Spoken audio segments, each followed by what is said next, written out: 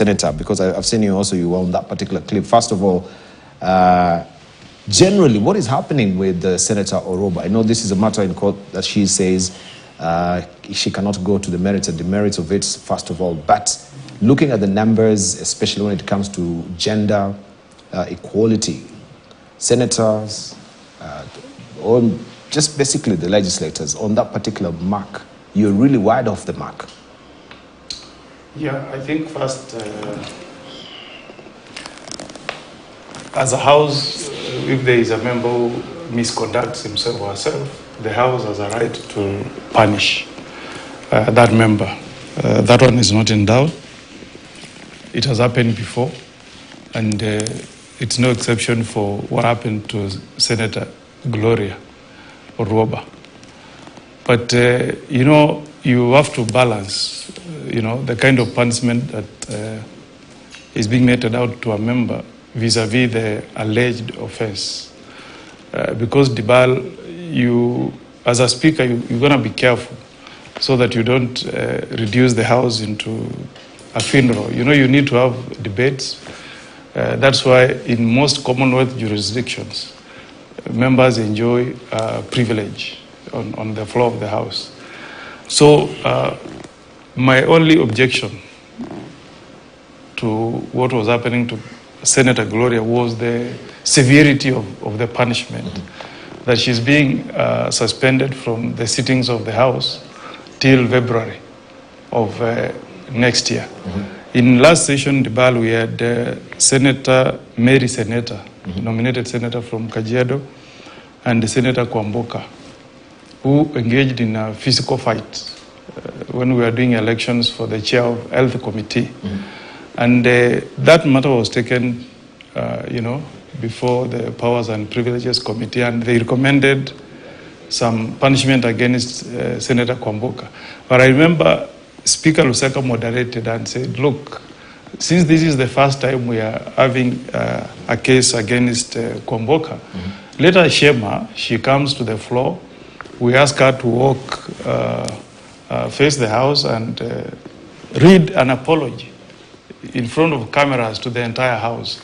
And then we pardon her, because that was the first time she was facing disciplinary proceedings from the Powers and Privileges Committee. So my argument was, let's punish Senator Gloria, that's okay, but not expelling her for the remainder of the session till February of next year, because you know the consequences are dire. You miss your salary, you don't access your office, you will not have any contact with your staff during that duration. So literally you are out of the Senate for the next 6 months. I would have wished Dibal that this being a young senator nominated by UDA, who I think they want to nurture, understanding her background, you know, she just lost her father 2 years ago from cancer. She's the one trying to bring up a family. You know, that is really very insensitive from UDA, doing that to a young senator. Like that is almost saying we brought you to the Senate so that we destroy you. I would have wished that she be expelled even from 10 sittings. That's harsh enough. Then you give her a chance to come back. If she repeats, then you can pass a more severe punishment, like expelling her from the remainder of the session. So my only objection is on the severity of the punishment. I have no objection to her being punished if, as they allege, she is not able to substantiate the sexual harassment claims that she has made. That's okay. But then, even in criminal courts, when you are a first offender, there is always leniency. But on this case, I think there was no leniency. And then, of course, finally, Dibal, there is always what you call precedent setting. You know, if you start meting out such harsh punishment to senators, I've seen Senator Sifuna speaking there.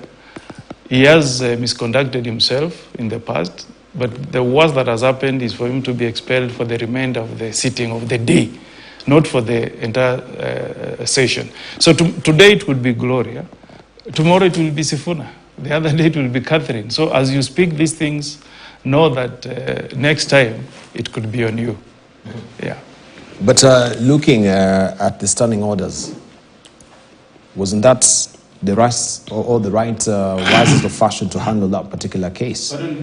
Looking at the standing orders, what part of the standing orders was it affected to her being thrown out from the house? That is for the next, is it 6 months? In terms of jurisdiction, that's within the purview of the Powers and Privileges Committee. It has got the power to do so, and they can expel you for the remainder of the session. They can ask you to apologize. Okay, so what is the issue at hand? Because I think even the public, there are matters of sexual allegations with the speaker. I mean, the being issue incriminated is, in this. The allegation against her is that she made false accusations against the clerk of the Senate, Jeremiah Nyagenye, that she wanted to be served.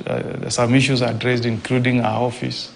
I think she has rented her office outside Parliament, and she was seeking to get a refund for that office. That was not done to her. That's what she claims. And then she was also raising issues that some nominated senators get preferential treatment for when there is a chance for them to travel out of the country. And she says, unless you give in to some sexual advances, you will not be accommodated in those trips.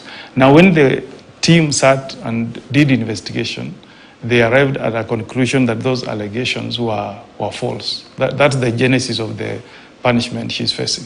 Mm-hmm. Yeah. Okay. I think that's why you have seen her claiming that she's yet to be given the information she was seeking. But I think a finding has been made by the Powers and Privileges Committee. And she says she's before court. I can't comment much, but Nyikal will tell you, Honorable Nyikal, that I expressed the same views when Opio Wandai was again expelled from the House. And I said, you know, if you start treating members of Parliament in such a harsh manner, then you kind of intimidate members of Parliament, and you will never have a lively debate in the House. You know, if historically you follow debates, Dibal, even when we had single party, you know, when the government was so intolerant, extremely intolerant, still the Speaker used to say, let us listen to Honorable Martin Shukuk, let us listen to George Anyona. They would get their chance and say what they wanted to say. But I can tell you, nowadays, at times you find our speakers are very, very intolerant. You know, if you go to the UK, the immediate former Speaker of the House of Commons was so harsh to, you know, members of House of Commons that when he left, when his tenure as a Speaker came to an end, they refused to promote him to the House of Lords. The first one ever not to be promoted to the House of Lords. They stripped him of privileges that are enjoyed by former speakers. If he goes to the House of Commons, he doesn't get the privilege of going to sit in the gallery. He can only go to the public gallery. For him to visit the House of Commons, he has to write and seek permission, because they felt that he really mistreated members of House of Commons when he served as a speaker. So I also urge our speakers, you know, to moderate the debate, the conduct, the punishment in such a manner that it doesn't kill the spirit of the debate that should happen on the floor of the House. Yeah. Mm-hmm. Okay, but you've been accused that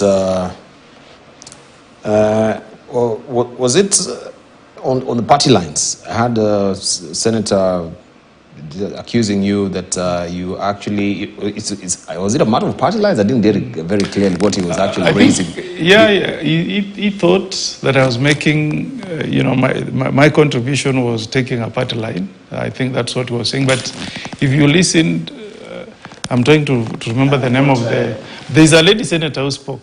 What's her name? The nominated senator. And that's a Huda senator. I think she... You seem to be the one who is actually for Orwoba against the party itself. So it's like you're holding fort for her against their party. Probably he was No, no. trying to protect his voting bloc. That is why he spoke the way. Exactly. He spoke, you know. You know, if you follow me, anything that borders on oppression is never my turf. Anything that points to a line of somebody trying to oppress another, I never take that line. So this was not an issue of a party line. As I've said, my objection was on the severity of the punishment. It was just like what happened to Opio one day. I mean, it was so severe. I think he was expelled for a record 12 months. And that matter went to court, and Justice Odunga quashed it. But by the time he was quashing it, Honorable Wanda had been out of parliament for a record 4 months. But the verdict that came from court was that that punishment was too severe. That was the only objection I had on that punishment. As I've said, Dibal, if this was an expulsion for 10 sittings, for example, I would not have had an objection. My whip. Yeah, Honorable Baya. All right. Now let's get into what you see. Yes, I agree with. Sometimes speakers need to look at certain things. The Speaker of the National Assembly has been a very lenient person. Actually, Speaker Wetangula has done a good job in Parliament. Even when he is under extreme provocation, he has actually restrained himself, including certain things that are said at the floor of the House. But he has restrained himself, and I do not think he has had a case before him at the Privileges Committee.